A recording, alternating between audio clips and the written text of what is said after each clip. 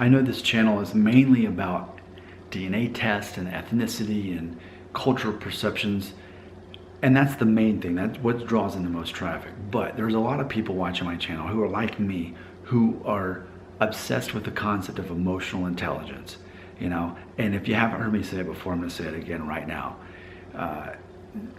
It is a fact. It is a fact that people who are more emotionally intelligent tend to make more money and get further ahead in life than people who have higher IQs. Because when you understand people, when you look at other people, basically, this is what I do. You can say it's awful or not. This is what I do in life. I reduce everyone psychologically to an emotional intelligence level, because people are so easy to figure out. They are. When I made another video about it, I said, when you can find out what bothers a person, you can learn a lot about that person. A person who is easily offended and easily annoyed and their blood pressure easily goes up by stuff they have no control over, those people are not emotionally intelligent. That's why with me, as I'm driving in traffic, my blood pressure never raises or lowers, because I can't affect traffic. I'm part of the problem. I am the traffic, right? But in the same way, I don't give other people control over my emotions. My emotions, I control that unless I'm like most people. See, that's most people by default let other people insult them. Nick Shell says, no one can insult me. You can try, but until I give you permission, until I give you that key, it'll never happen. And guess what? I'm not giving anybody that key. All right? So what I wanted to really cover in this video about emotional intelligence here is how that affects religion, okay? Because something I have observed, because we can look at all the religions and we can perceive that there are certain people of all the religions that are better at their religion than the rest of the crowd, okay? I mean, I definitely feel this way. I think, and I'll just use my own religion, okay? I can think of some very obnoxious people who claim to be Christians, right?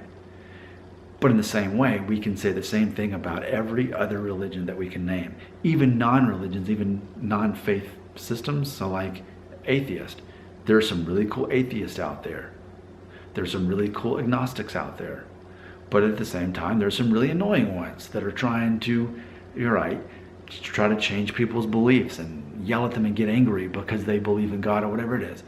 Same thing I witnessed about 20 years ago. I remember being in a super Walmart in Phoenix City, Alabama, and there was a guy, and I was part of like the church youth group, and we were doing a mission trip where we were painting houses and helping rebuild a church and do a vacation Bible school for a church there.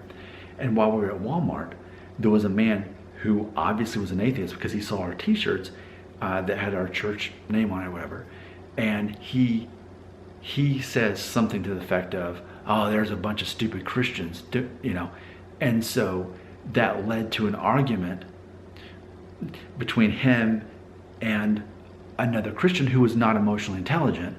They got into a heated debate in which the Christian said to the atheist, you're going to see one day that there is a hell, and you're going to get thrown wide open and splash the flames of hell wide open, whatever he said. And that was over 20 years ago, and I still remember that. But see, that was an example of two people who were not emotionally intelligent. Because ultimately, when you are emotionally intelligent, you're confident in your identity, you're confident in who you are. You're not worried about other people attacking your beliefs, because when you're secure in what you believe, you don't have a need to argue with people or try to convince them against what they already believe. And I've made videos about that. It's impossible in theory to convince someone against what they already believe when it's already a strong part of their identity. I made a video about that recently, talking about how with me being a vegan, I cannot convince you to be a vegan, no matter what I say, if you believe fundamentally that you can't get enough protein, by eating plants only. If that's what you believe, like most people, I'll never be able to convince you. But because I'm emotionally intelligent, I have no interest in trying to convince you to become a vegan, because I'm confident in who I am.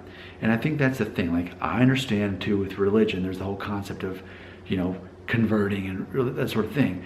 But ultimately, I think to be a good member of your own religion, a good example of your own religion that people are going to want to connect to. It's going to be someone who's not going to be obnoxious about it. And I'm saying that emotional intelligence has a big part to do with whether you're obnoxious at your religion or your lack of faith system or whatever it is. I don't know how to label agnostic or atheist, but at the same time, I'm not trying to like mock it either. I'm just saying that I don't want to leave anybody out here because everyone has their own belief systems. And I made the video where I talked about how most people can't talk about religion without getting angry or emotional. And this is the same concept, because I think globally, wherever, or even locally, wherever you are, whatever the demographic, whatever the group of people, there's always going to be a minority of people who are emotionally intelligent. The rest are not going to be. So it's easy to see the worst examples of any organization. They're going to be the loudest and proudest and most most annoying, is what I'm trying to say. And then it's easy to think, well, if that's what that religion is, I don't want to be a part of that, right? That's what people often do. But what they're not paying attention to is the people of that religion who are quietly serving others and helping others and feeding the hungry and giving them water. They don't get the attention that the obnoxious ones get. The people who are the least emotionally intelligent often make the most noise and get the most spotlight. So I think that's something interesting to point out too when it comes to religion and emotional intelligence. In any religion or belief system or non-belief system, there are going to be people who are really annoying. And really, I say, it's simply because they're the least emotionally intelligent. They don't really truly have a sense of who they are, and they're so closed-minded that anyone who says anything against their belief system, it feels like an attack against them. Anything they hear only confirms what they already believe, then they want to try to prove that other people are wrong. But confident people who are emotionally intelligent aren't trying to convince people that they're wrong all the time. They're really not interested in it at all. So that's my theory. My theory is people who are best at their own religion are the ones who are the most emotionally intelligent, because they're the ones, when it comes down to it, aren't having to use words to show their religion. They can show it through their actions and even their demeanor, because as we all know, actions speak louder than words. But emotional intelligence, or lack thereof, can get in the way. But what do you think?